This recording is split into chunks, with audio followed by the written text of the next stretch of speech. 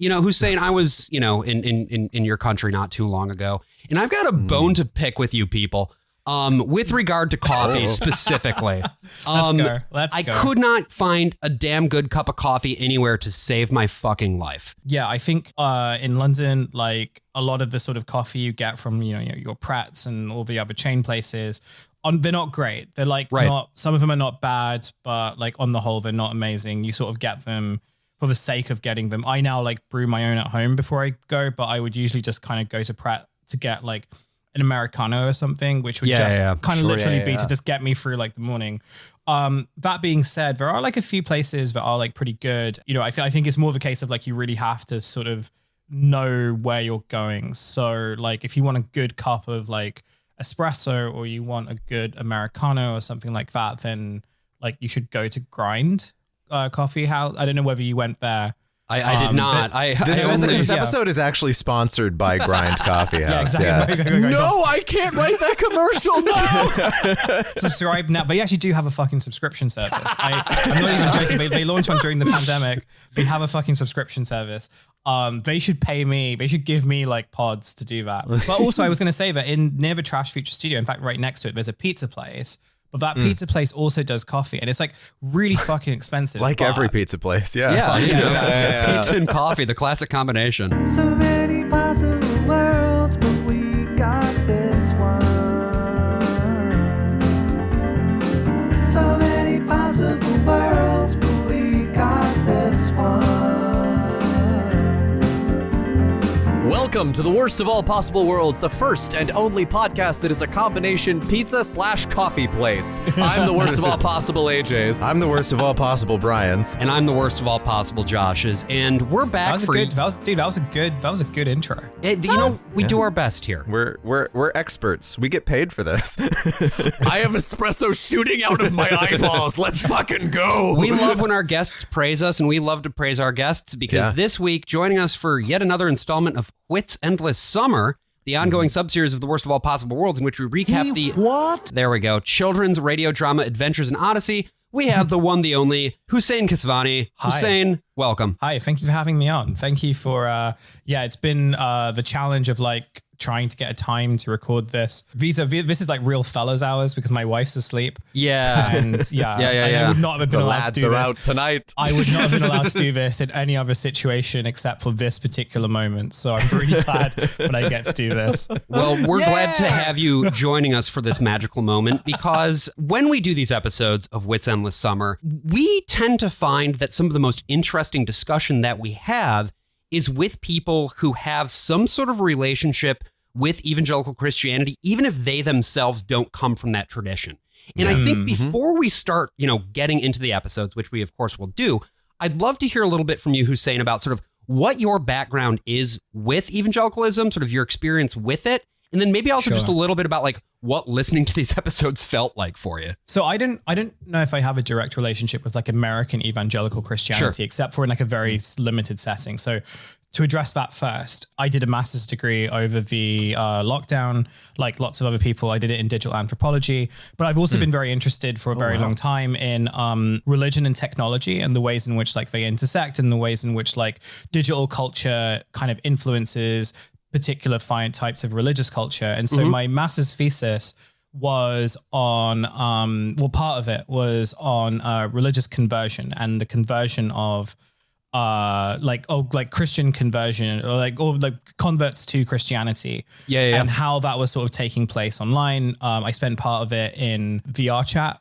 like the sort of VR kind of Oculus game where there were like people who were setting up churches and stuff, and also looking at like social media pages and looking at how there was almost like this competition between churches and Christian groups to sort of like accumulate converts and almost exploit the sort of unique isolating period of the pandemic to basically like bring people into the religion, right? Or like bring people into like various strands of like for religion. And part of that was based in the US, part of that was based in the UK. And I think in the UK, like evangelical Christianity like is kind of less permeating than it is in the US, but there are still like similar sort of like patterns in terms of the ways in which like they advocate for themselves and the ways in which like and the promises that they give, the black and white morality that is often used to, which I think is like very evident in this show. And then on a personal level, I mean, I you know, just by judging by my name, obviously, like I grew up as a Muslim, I still am a practicing Muslim. Although I feel like my relationship with it has changed like quite a lot over time. But I think there are like similarities as well in terms of how, so in Islam, like the kind of way of what a conversion is called dawah. And it's like there are very similar ways in which like that is sort of advocates. I've never really seen anything like this before. And we can go back to that. In terms of, I mean, to be fair, most of the time when people listen to this show for the first time, that's their reaction is I've never heard anything like this before. But I was wondering because I know that when Josh was on your show, you talked about finding some similarities in terms of like Muslim pop culture and Christian pop culture, like things that are kind of designed to imitate things that are happening in like the commercial sphere, whether that's music or maybe movies or something like that. So I was wondering if there were maybe sort of odd children's entertainments like this. I mean, I don't watch enough children's TV to really make a determination, but I do know that like there is definitely an attempt to, and this isn't just for like Muslims. I think generally like one of the sort of like things about American evangelical pop culture and the way that it sort of gets exported is that like it almost becomes this blueprint of like how religious kind of content should be made. So there's lots of like, so again, over the pandemic, there were like lots of kind of Muslim influences, or like a couple of Muslim influences, not lots, but there were like one or two, but decided to sort of set up kind of like children's content, like YouTube channels and stuff. Yeah, sure. And so they were kind of like creating like situational drama, like, or situational like animated, you know, dramas and stuff where they would sort of take on these kind of like morality questions, and where the answer would always sort of be, you know, put your faith in God and put your faith in like all that stuff. And like, you know, ultimately it'll be fine. And so again, it's not like really as evolved as Odyssey from what I understand, but it's definitely like heading towards that direction, which is to say that like, I think a lot of the American pop culture, religious pop culture, like tends to sort of be the structure that kind of other Western, or at least like British kind of like equivalent. So like one of the other things I was thinking about while I was listening to this was also like Lifetime films. And how like, I imagine you guys have talked about like Lifetime films and stuff. Lifetime we actually films, haven't. We should at some point. God, that's really surprising because like, I guess like Lifetime films like played like, so during like in Britain there's like daytime TV is like a big thing. And when like, you know, when you were sort of off sick from school, for example, and you could only like watch the TV, I would find myself like really, really bored and looking for anything. And like there was this one channel that played like Lifetime dramas. Oh, hell and so yeah, I watched a bunch of Lifetime dramas like during like my early teen years because there was nothing else on. And like quite oddly, they were pretty enthralling. Like some of them were like really like well, at least like in terms of the way that it was structured. You know, it was a compelling story. I can understand why people liked it so much. I haven't seen like recent Lifetime. The last Lifetime thing I watched, I think was like, I don't even know if it was a Lifetime drama, but it was about a swimmer that got addicted to pornography. Yes, cyber seduction, his secret life.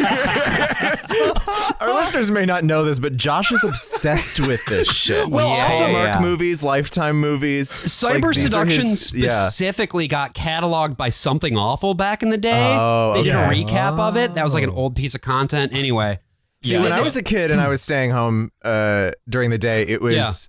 The Price is Right, of course, and 100%. Reruns of MASH and Star Trek: The Next Generation. Yeah. Which should also explain a few things about me in particular. I think in the UK, like we had like there are sort of different types of TV packages, and my parents didn't want us to get what was equivalent to cable. So instead, what I had was like. So you did not have Sky growing up. No, I did not. So like we had the Freeview channel, and the Freeview channel like was a mixture of sort of British TV, and like you had a couple of channels that basically played like syndicated like foreign stuff. And so on the British TV, it would either be like the news, or it would sort of be like home redecoration shows and all that stuff. Of course. And so, you know, so in an odd way, like the only kind of real source of entertainment up to when like they would run proper children's TV programs would be these kind of really weird Lifetime dramas. And so, I guess there was a British, like, I guess there was like a British following for it. I don't know. Yeah. Here's a question, I guess, and we'll get into the episode in just a moment. But one thing I'm wondering is, Do you think that Adventures in Odyssey could ever develop a serious footprint in the UK, or is it just too fucking weird? I think it's too weird. I imagine that but actually I don't know, because I don't want to like. Brian, what were you gonna say? Well, here's the thing. It does have an audience in the UK. Does it really? I wouldn't necessarily say a big one, but I mean, it's not necessarily a big audience in the US either. It's a weird kind of niche. Right. Half of those people listen to the Worst of All Possible Worlds. Yeah, at this point, yeah. The whole reason why they changed the name of the show after the first 10 episodes, because it was originally called Odyssey USA. The reason they changed that name to Adventures in Odyssey is because they were getting non-US audiences for it, and they didn't want to be alienating to them. Because it just to me, listening to it, it just felt very American, and it felt it's very extremely American. And it felt like watching a Lifetime, and in some ways that sort of seemed to me to be its strength. It was really just like in terms of painting this sort of idyllic picture of a kind of, a morally perfect town. Yeah. And I think the first episode that we listened to for this week's installment is maybe one of the ones that's most like a Lifetime movie, in that it's there's a pretty straightforward moral narrative. It's like, okay, this happens, then that happens, then that happens. Everybody learns a lesson. We all end up happy at the end of the day. This is Pen Pal, episode number 206, written by Paul McCusker and a man named Van Trapp. Of the famous Van Trapp family very singers, difficult man to Google, because you look him up and then you just, all you get is results about singing Austrians. Yeah. From what I can tell, Van Trapp, I think the guy that I found is a pastor. Okay.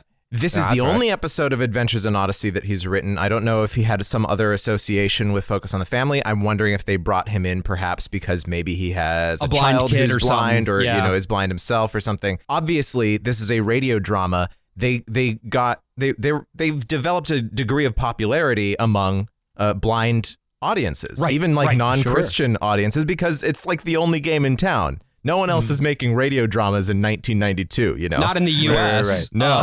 You've got options in the U.K., but not so much around here. Yeah. This was originally aired on October 3 of 1992. This episode begins with Melanie, who we might remember. Melanie is the younger sibling of the Jacobs clan. Yeah. She's kind of the more gullible sister in the family. Yeah, she's the one who camped out behind the house waiting for the apocalypse to come. That's right, yeah.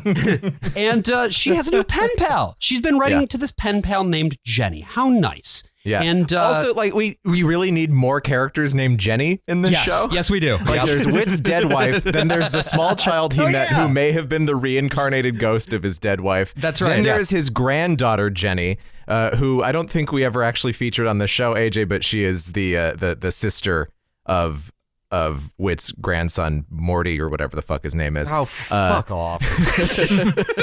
Perhaps the most despicable character in Odyssey so far, I'm going to say Melanie. Melanie? Yeah. Melanie? Oh, yeah. Based on this fucking episode? Sure, yeah, holy shit. Yeah, Melanie, problematic for sure. We're going to cancel her during this episode. She's a very important person. Her dad is the editor of the Odyssey Times, That's true. They throw their weight around. That's true. Yeah, they sure fucking do. Melanie has been writing Jenny. Again, they've become pen pals. It's not really explained how, but I guess it doesn't really matter. Yeah. What matters is that Jenny and her family are in Connellsville, and they've come to Odyssey for dinner with the Jacobs family. Melanie's meeting her for the first time. Hello. Hi. Is this the Jacobs house? Yes, it is. And I'm Anne. Hi. You must be Mike and Linda. Hi. And you're Jenny. Thank you for inviting us to dinner, Mrs. Jacobs. Oh, my pleasure. It's nice to finally meet you. Come on in. Thank you. Step up, Jenny. Thanks, Dad. I'm sorry we're so early, but we didn't know what a quick drive it would be. Oh, it's all right. Look, I didn't get a chance to tell Melanie. Are they here?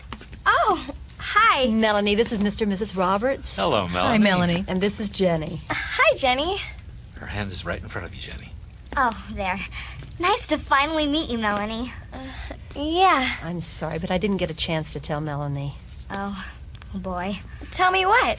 What Jenny should have told you in her first letter, Melanie. What? You probably figured it out by now, but I'm blind. The dad sounds absolutely plastered in this scene. Well, I was just telling you the first letter. He is very old. We have met this actor before, Tom Williams. Okay. Tom Williams was in the episode about the whole pig feud between the Meltzners. Oh yeah. And he was the like old country guy. Hold on, Hussein, your expression there. And that super effeminate gay train attendant. Yeah. This is the deep lore. And I can see you're already perking up. So because like I really struggle with like any show that has like more than 5 characters. It's why like I checked out of like D&D whenever I've tried to do it. Sure. It's why like I'm just very bad at video games. And this sort of reminds me of one of my favorite YouTube videos, which is, and it very like suited to me. Like it is this guy who works at Crunchyroll, the anime website, explaining like all 36 timelines of Neon Genesis Evangelion, 120 characters, and he has this big whiteboard where he's like sort of connecting everything. And I'm just imagining you guys doing this right now, but with this show. Yeah. That's me. I'm the Brian David. You're the Gilbert Brian David Gilbert of Adventures in Odyssey. But also, Hussein, you have to remember that in addition to that, I am also building my own secret lore to this show that is on a separate whiteboard. that I should list to the real one. AJ has made so many like bizarre, dark jokes about the show that end up actually being fully 100% true predictions about where it's headed. So the Odyssey like headcanon. The show is a hellmouth. It is. Oh my god! All your darkest desires come true at Whit's End. So curious to hear our thoughts about Melanie and her discomfort with Jenny, things of that nature. Fuck Melanie. Fuck her so much. Yeah, Melanie's just a real jerk in this episode. Yeah, but I think the weird part is that the show like chastises her for it, but is also very much like. But like you get it, right? Right. It tries to have its cake and eat it too. Yeah. The antipathy for the blind is very clear in this because it is a both sides are wrong kind of thing that ends up happening in this episode that I don't. It makes me queasy. Yeah, it's not fun. What is fun is there's a little music cue here. That's kind of fun.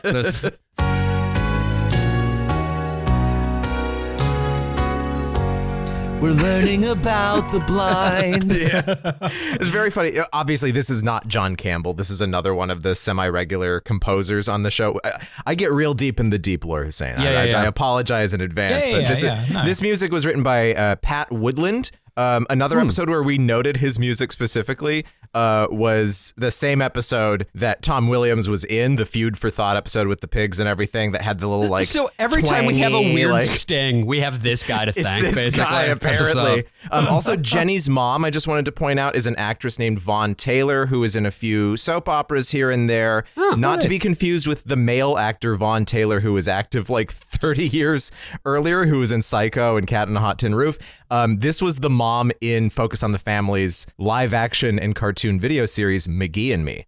So she's the one playing Jenny's mom here. The longtime listeners are furiously taking notes right now.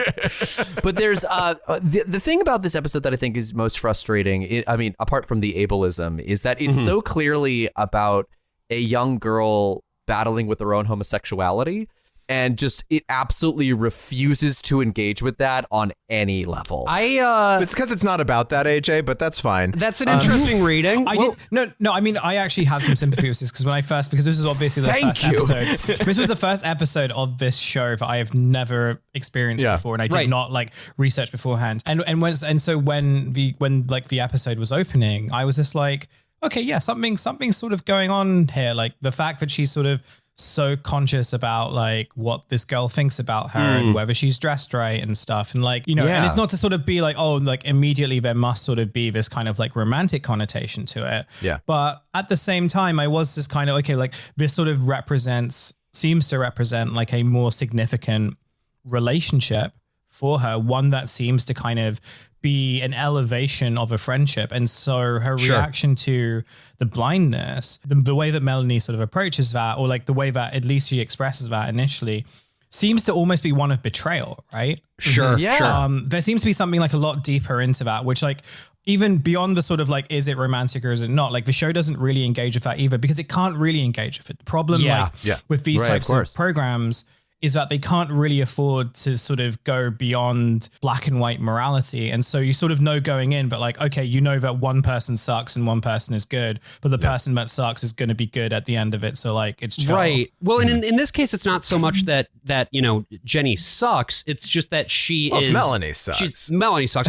But it's also like that Jenny is disabled, right? So it immediately otherizes her, and the whole point of her is to be the other. And I imagine that this is sort of like thematic throughout some of the shows, which is that when they're kind of dealing, or when these characters like have to confront other characters that are sort of framed as having these kind of moral problems or these moral dilemmas, like the characters in question are never really sort of the focus. It's really about like maintaining, like they have to eventually be fixed, but you also know that they're going to be fixed in order to sort of like reconcile the underlying kind of unquestionable morality of this area, right? Yeah. It's like town or whatever the fuck. I don't know. Yeah, and like 99% of the time, I think that is entirely accurate. And then there's just every once in a while where it does become about the characters and the show gets good. Yeah. Is like, I guess, the best way to put it. But this is not one of those. No, definitely not. Hey there, you are listening to a preview of a premium episode of The Worst of All Possible Worlds. If you'd like to listen to the rest of this, head on over to our Patreon. That's patreon.com/worstofall. And you can listen to not only the rest of this episode, but our entire backlog of premium episodes, bonus episodes, and if you subscribe at the $10 tier, you will get an extra episode of the podcast every single month. Again, that is patreon.com/worstofall. Hope to see you there.